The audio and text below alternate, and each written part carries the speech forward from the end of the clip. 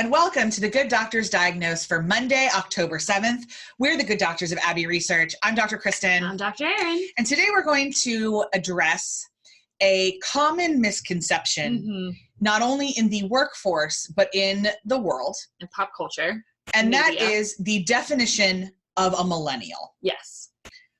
Very briefly, if you are interacting with anybody under the age of 25 right now in the year of our Lord 2019, you are not interacting with a millennial. 23. But 23. Close. Yes.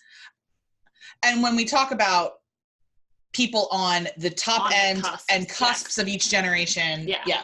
So every time you are in some sort of workforce development conversation and you begin to hear that all the millennials in your office are lazy, I would posit A, that they're probably not, but also that they're not millennials. Right.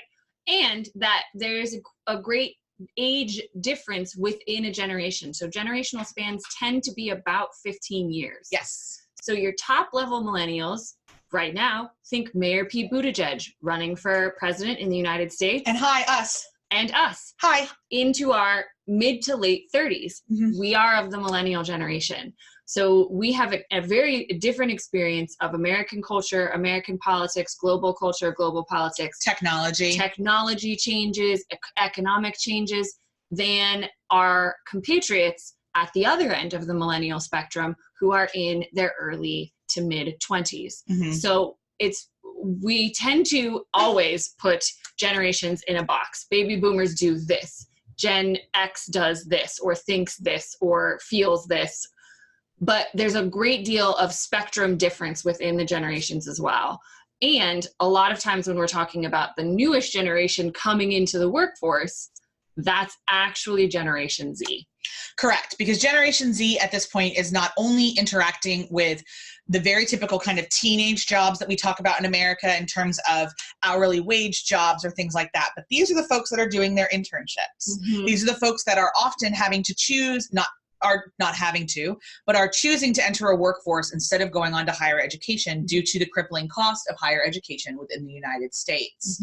They are born potentially after 9/11, which let that blow your mind because it blows us all the time. A little bit. And they are going to have very different reactions to office culture and specifically the phrase, but we've never done it that way before, that other generations may have. Yeah, and we talk a lot about generations here at Abbey Research because it's hugely important to recognize the varying differences between them because the average U.S. workforce has at least 4 generations present in it, and that's shifting all the time. So we're seeing all these changes in the workforce happening as we see the movement out of the baby boomers, the growth of the millennials who are now the largest generation in the workforce, but also this influx of Generation Z and all of the cultural changes that we have had to adjust to as members of older generations that they have always known.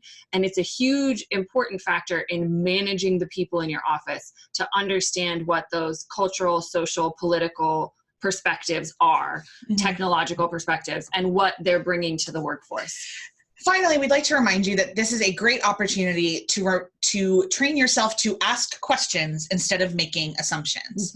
Instead of assuming that the 28-year-old in your office is very lazy and that's why they are very strict about work-life boundaries, perhaps ask about the second job that they have to work or the choices that they're making with their social life because their understandings of professional development are potentially different than yours.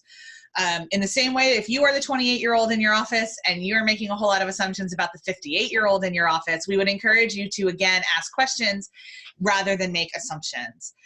As we work in an intergenerational and cross-cultural workspaces, because all of them are, we need to consistently remind ourselves and consistently retrain ourselves to ask stronger questions and make less assumptions. That's right. And because we spend so much time talking about generations at Abbey Research, if you want to learn more, we have a Millennials in the Workplace project page that has some quick videos with some helpful tips on them, as well as a free white paper accessible online. All can be found on our website, details at the end of this video, and links below in the video show notes. But that is the Good Doctors Diagnose for Monday, October 7th.